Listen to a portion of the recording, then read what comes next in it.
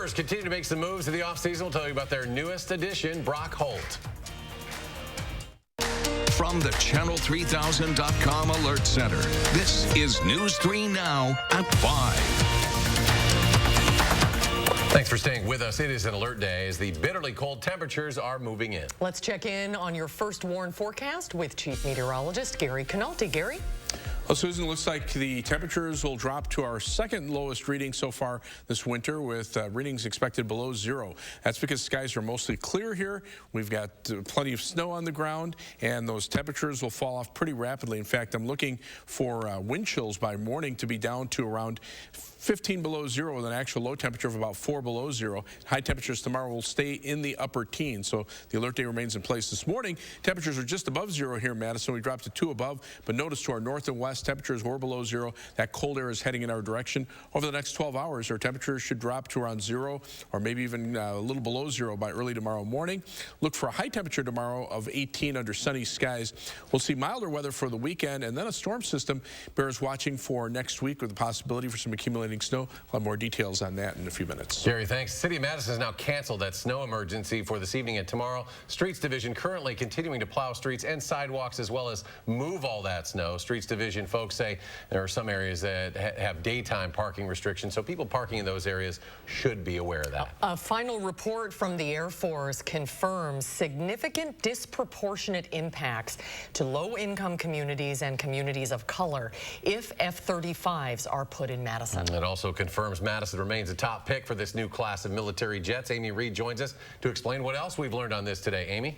The Air Force put out this report as a final draft based off the draft environmental impact statement from last summer and taking into account what people here wrote in. The report says more than 1,000 households, that's an estimated 2,200 people, would be in the impact area. Nearly 300 live in a section the Air Force says is incompatible with housing without exception. It does clarify the impact on schools, which is next to no change from the F-16s. However, it notes a 47% increase in operations at the beginning. It also says air quality is not significantly impacted, and they will comply with the state DNR on PFAS regulation.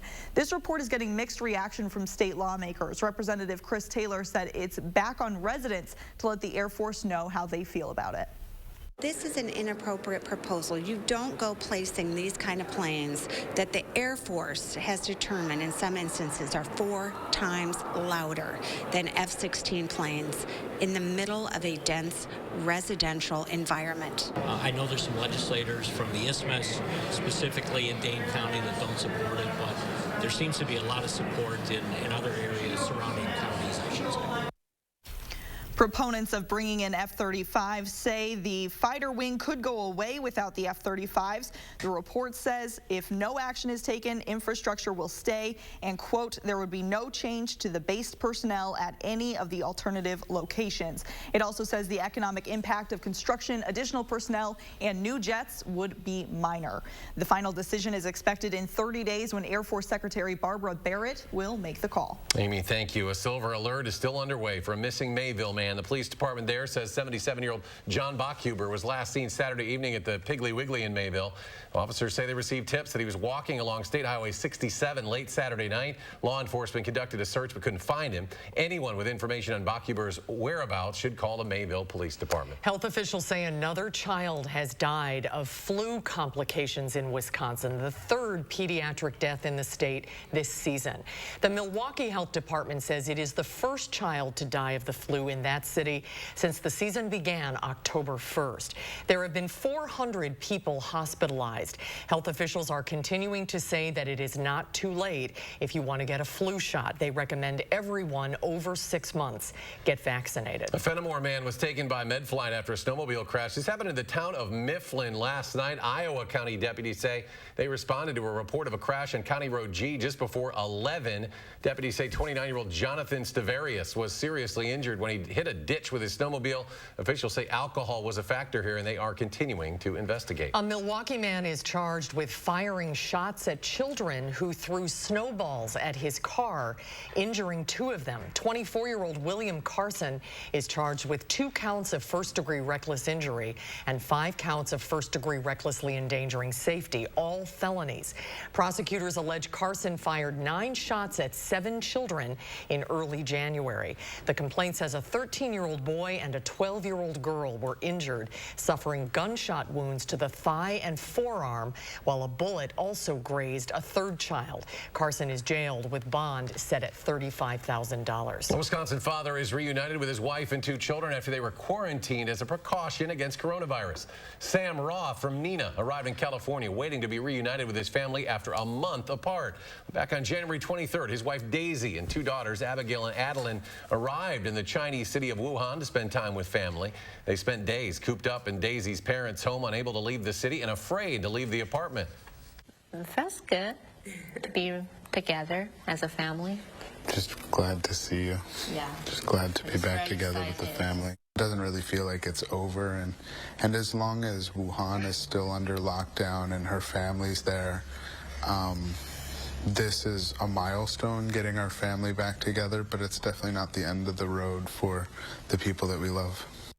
Meanwhile, about 500 passengers were allowed to leave the Diamond Princess cruise ship in Japan today, even as Japanese officials announced 79 more infections on that ship, bringing the total to more than 600 people. There are currently more than 100 American passengers still in Japan, either on the ship or in the hospital. Even after their quarantine or hospitalization ends, they will still not be allowed back in the U.S. for another 2 weeks, and that includes Jerry Jurgensen from Utah, who is hospitalized in Japan.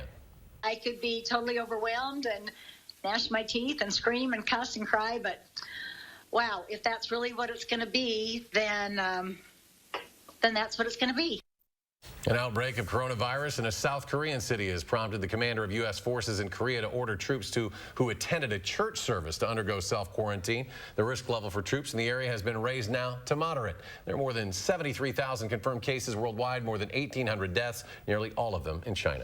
The River Ridge School District in northern Grant County is redrafting a referendum that failed by just 1 vote in yesterday's election. Yeah, unreal. Danica Lewis has more from the superintendent after the ballots did not tally in his favor. Danica. The River Ridge School District was asking taxpayers and voters to approve the $2.3 million referendum yesterday to help refinance an athletic facility. Now, that complex is already mostly built and will be open for the spring sports season, but this referendum would have helped pay for more up front and keep the costs down. The final vote yesterday, 330 votes in favor, 331 against, something Superintendent Clay Koenig says the school board did not expect.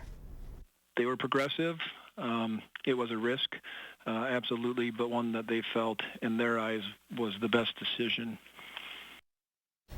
According to the district, this referendum would have raised property taxes about 3.75%, nearly $100 a year on a $200,000 home. Now, again, the plan is to change a little bit of the language in yesterday's referendum, put it up for a vote again on a later ballot. Can't get any closer than that. Right, that's exactly right. The old thing, your vote counts. Yeah, and that's what the superintendent says. Maybe we did not stress that enough to the voters in our district. Unbelievable. Danica, thank you. Thank you, Danica. Top contenders in the Democratic presidential race will debate tonight. The first big test for Mike Bloomberg, former Republican mayor of New York City, will be one of 6 candidates on stage in Las Vegas. He qualified for his first debate with a strong showing in recent polls. A new ABC News Washington Post national poll this morning shows Senator Bernie Sanders building a large lead now over his rivals. Former Vice President Joe Biden still in second place, but he has shed half of his support from just a month ago. Bloomberg now third. And Bloomberg's recent rise has a lot to do with massive advertising you likely have seen on your own TV. Wisconsin, one of the 27 states that Bloomberg is focusing on in this election cycle. And so far, he has spent more than $200 million on advertising alone since bypassing Iowa and New Hampshire. $4 million of that has been spent on TV ads right here in Wisconsin. And it has many asking, why Wisconsin? Wisconsin, honestly, is in the middle of everything. Whoever wins Wisconsin is going to win the president. So everyone in the world knows that, and so we're kind of under a microscope. The candidate that's won Wisconsin has not always gone on to win the presidency. Ted Cruz won the primary here in 2016, and while former President Obama won in 2008 and 2012, Democrats Al Gore and John Kerry won in previous years, of course, without winning the White House. State Superintendent Carolyn Stanford Taylor visited DeForest Area High School today as part of her Career and Technical Education Month tour. Stanford Taylor, along with the Wisconsin Department of Workforce Development Secretary Caleb Frostman, met with students from different organizations, including FFA and DECA. The Brewers owner Mark Attanasio claims his team had an operating loss last year, but says that's not why the club's projected payroll has dropped nearly $30 million for 2020. Attanasio says the Brewers are down from last season's franchise record $130 million payroll because President of Baseball Operations David Stearns didn't find any splashy free agent fits, instead preferring to rely on depth, versatility, and manager Craig Counsell's knack for balancing his options. Now, the Brewers did officially announce on Twitter Brock Holt has signed with the crew. Holt plays both infield and outfield, signed a one-year deal with a club option for 2021. The 31-year-old has played 7 years in the bigs now, spent his first year with the Pittsburgh Pirates, but since then has played for the Boston Red Sox. His career batting average, 271, and he's the only player to ever hit for the cycle in a postseason game. Some good news as NASCAR driver Ryan Newman has been treated and released from Halifax Medical Center. That's according to a Twitter video from Roush Fenway Racing. Newman's car, as you'll recall, flipped over several times before landing on its roof and bursting into flames on Monday during the final lap of the Daytona 500. Newman has survived multiple crashes and has been an advocate for stronger safety measures. Blink-182 will be a headlining band this summer at Summerfest. The pop-punk band will headline the American Family Insurance Amphitheater on June 28th. Other headliners announced for the music festival include Justin Bieber, Halsey, and Luke Bryan. Pre-sale tickets are available on February 27th at 10 a.m. Still ahead on News 3 Now at 5, former Illinois Governor Rod Blagojevich speaking for the first time after the president granted him clemency. We'll tell you what he's saying. And then coming up tonight at 6, the New York Times features Wisconsin in a story about poor road conditions in rural America. Learn how it's hurting local harvesters coming up tonight at 6. On Wall Street, the Dow bounces back in midweek trading with a 116-point climb. The NASDAQ jumps 84, the S&P adds 16, and we'll be right back. Hi, I'm Brian from McGann Furniture in Baraboo. At McGann's, our #1 priority is treating our customers right. We want your shopping experience to be fun and informative so you have all the information you need to make smart choices. We're shoppers too, and we believe in treating our guests like family. We always have and always will. Discover the difference at McGann Furniture in downtown Baraboo. You'll be so glad you did. I wanted my hepatitis C gone. I put off treating mine. Epclusa treats all main types of chronic hep C. Whatever your type, Epclusa could be your kind of cure. I just found out about mine. I knew for years. Epclusa has a 98% overall cure rate. I had no symptoms of hepatitis C. Mine caused liver damage. Epclusa is only one pill, once a day, taken with or without food for 12 weeks. Before starting Epclusa, your doctor will test if you have had hepatitis B, which may flare up and could cause serious liver problems during and after treatment. Tell your doctor if you have had hepatitis B, other liver or kidney problems, HIV or other medical conditions, and all medicines you take, including herbal supplements. Taking amiodarone with Epclusa may cause a serious slowing of your heart rate. Common side effects include headache and tiredness. Ask your doctor today if Epclusa is your kind of cure. Shop the final days of Grand Appliance and TV's President's Day sale. Save with extended sale pricing and an extra 5% rebate available exclusively at Grand Appliance. Get unbeatable deals like this Samsung 4-piece kitchen with counter depth fridge and convection range for just $23.28. Appliance deals no one can beat. Exclusively at Grand Appliance and TV. Shop grandappliance.com or the store nearest you to save. You make it home, we make it grand. For 2 decades, News 3 Now and Channel 3000 have paid tribute to top-notch teachers nominated by our viewers. Every month, we spotlight and salute an area teacher, and we want to hear about your favorite. If you know a teacher who deserves to be recognized as a top-notch teacher, send us a letter, an email, or nominate a teacher at channel3000.com. top-notch teachers. Sponsored by Lazy Boy Home Furnishings and Decor.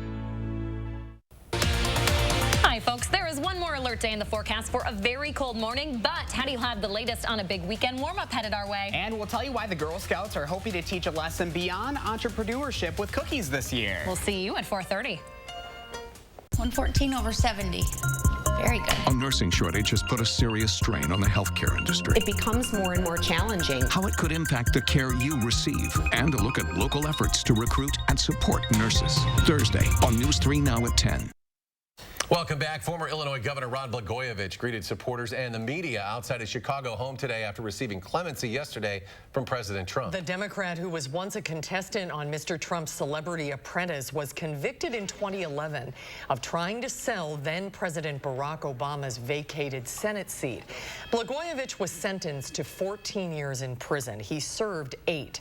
The disgraced former Illinois governor thanked President Trump for commuting his prison sentence.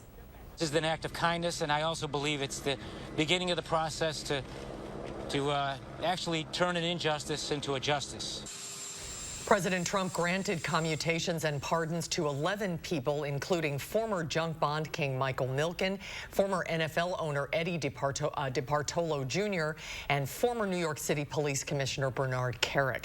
They were convicted on charges that included fraud, corruption, and lying. A couple in Kentucky had an eventful date night when a masked robber barged into the restaurant where they were dining. Surveillance video from Raising Cane's Chicken Fingers in Louisville shows an attempted robbery in motion. The man, masked and armed, approaches the counter, reveals his weapon, demands cash from the employees there. Another camera shows Chase and Nicole McCown enjoying date night together in a restaurant booth. Turns out they are both police officers from a nearby town, and though they were off duty, duty called anyway. And then I saw her hands go up like this. I'm like, is he doing what I think he's doing? And he's like, yeah. There was literally no question. We just looked at each other. Is this what's going on? Let's go. The McCowns pulled out their off-duty service pistols, confronted the robber, chased him out the door. In a backyard about a block away, the couple took down their suspect.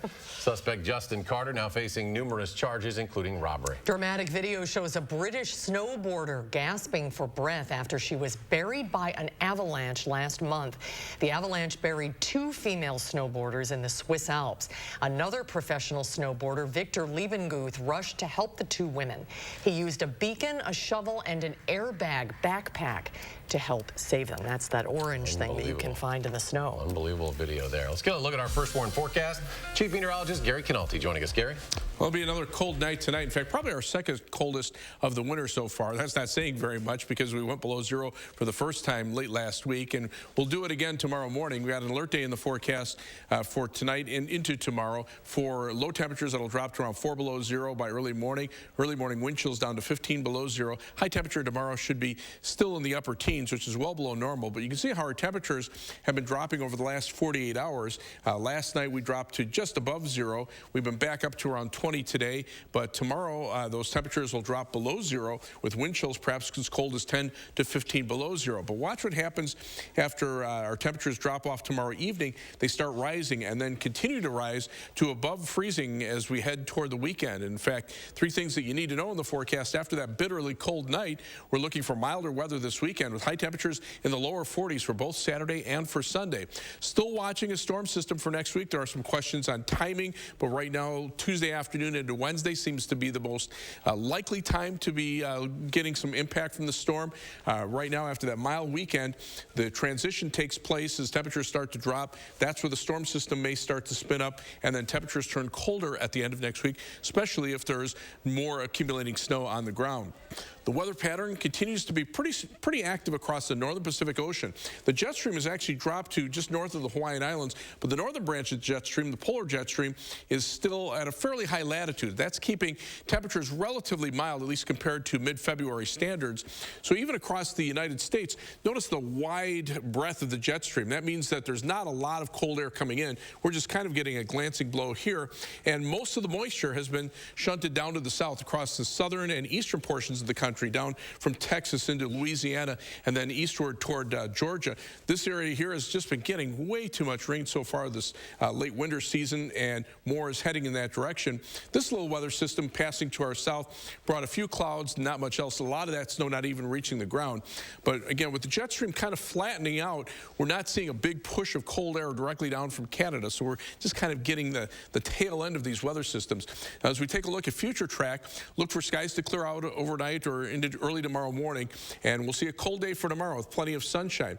Now, as we head into tomorrow evening, notice the winds already becoming southwesterly. Temperatures will actually start to rise later tomorrow evening, and then look for temperatures to climb into the lower 30s on Friday, and that mild southwesterly wind continues as we head into the weekend, and that'll bring temperatures up into the 40s. Now, the storm system next week, one of the computer models showing about 3 to 6 inches of snow north of Madison, 1 to 3 inches to the south, and heavier totals over toward the Fox Valley. The other computer model now starting to show heavier snow, maybe 6 inches or more down toward Milwaukee, about 3 to 6 inches in Madison, and several more inches back to the south and west. So again, that bears some watching. The numbers keep fluctuating up and down, but right now we're still pretty confident there'll be some accumulating snow.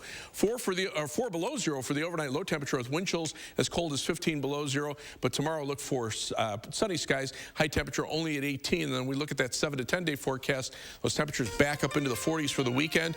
Maybe a slight chance for a rain shower Sunday afternoon, ending as a few flurries on Monday. Watch the storm from Tuesday afternoon into Wednesday, and then colder weather is on the way for the end of next week. As we go ahead and take a look at our first warn traffic right now, the view of the Beltline, this is at Verona Road.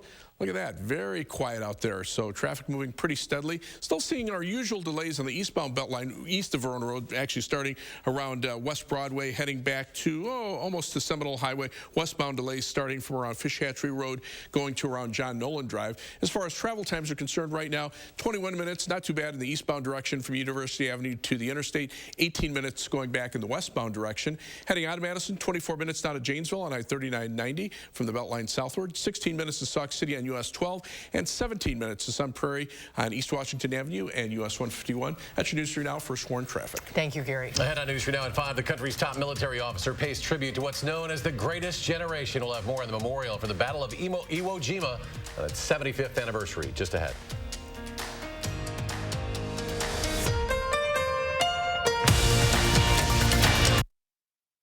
News 3 Now First Warn Weather is brought to you by Lazy Boy Home Furnishings and Decor. Discover a shopping and design experience as comfortable as the furniture. Lazy Boy Home Furnishings and Decor. Schedule your free design consultation today. The Color Purple is the Tony Award winner for Best Musical Revival. A glory to behold.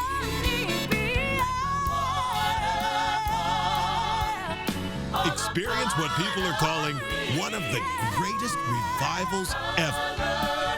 The Color Purple. At Overture Center, February 18th through 23rd. Get your tickets today at overture.org. The new year is well underway. It's time to shake off the dust and get a jump start on your home improvement projects with Feldco. For a limited time, save 40% on our energy-efficient windows. And if you get your home windows replaced now, you can take advantage of no interest until 2021. This is an opportunity you don't want to pass up. 40% off and soon. Call now. For quality windows, siding, and doors, call 866 for Feldco. President's Day means more savings at the Brothers Maine President's Day Super Sale. Get in right now for the sale of the season with more savings on more brands like Whirlpool, Maytag, KitchenAid, and Amana. We've got a lot more satisfaction for you at Maine, like up to 18 months 0% financing and free delivery to make life a little easier. Hey, there's more home satisfaction at the Moore store. The President's Day Super Sale. More selection, more savings, and more satisfaction today at the Brothers Maine, your local store for more since 1938. When being sick isn't as bad as not knowing why you're sick. When questions lead to confusion. And angst and anxiety. When it feels like there's a tiger chasing you into the darkness. And all you want is a little light. A little hope. This is when you need the best of the best. Doctors who don't just perform cutting-edge procedures and treatments. Doctors who invent them. UW Health. Remarkable medicine. Remarkable care. Like you, My hands are everything to me. But I was diagnosed with Dupuytren's contracture, and it got to the point where things I took for granted got tougher to do. Thought surgery was my only option. Turns out, I was wrong. So when a hand specialist told me about non-surgical treatments, it was a total game changer. Like you, my hands have a lot more to do. Learn more at faxonhand.com today. Steinhaffel's President's Day sale is ending soon. Last chance to save 35 to 75% store-wide, plus an extra $100 off. Get incredible bonus buys like this reclining sofa, $399, sectional, $799. Plus, get an extra 10% off all Legacy Kids collections. All this, plus 60 months special financing. Steinhaffel's has the largest selection of quality furniture and mattresses for every budget. Hurry in. Steinhaffel's President's Day sale ends Saturday. Today marks the 75th anniversary of the launch of the Battle for Iwo Jima. The 36-day World War II fight was one of the bloodiest in U.S. military history. Skylar Henry was in Washington as veterans and the loved ones of those who served honored the occasion. My father was one of those young men who hit that beach, so for me it's a very personal experience. Chairman of the Joint Chiefs of Staff, General Mark Milley, honored the past and spoke of lessons learned at a ceremony to mark the 75-year anniversary of the Battle for Iwo Jima at the World War II Memorial. Let us resolve that we're not going to ever have another great power war because the slaughter that it involves is beyond the imagination. Afterwards, Milley, flanked by World War II veterans, laid a wreath. There are not many of us left, apparently. 97-year-old Ira Rigger, the only Iwo Jima veteran there, served in the Naval Construction Battalion called the Seabees. And the fact that I didn't get shot when people were aiming at me makes me feel very fortunate.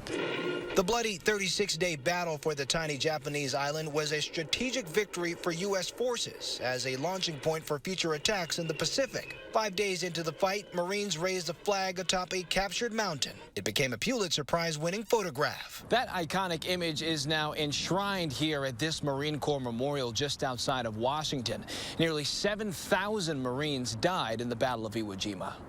It's a part of our family. Danny Shoby's father, Marine Julian McBee Shoby, fought on Iwo Jima. My father ran into his brother on Iwo Jima. They said to each other on the field telephone, "We'll hope to see you back home." The brothers returned and passed on the lessons of service to their family, and, along with those who served with them, to the nation. Skylar Henry, CBS News, Washington. And stay with us. A final check of your first WARN forecast when we return.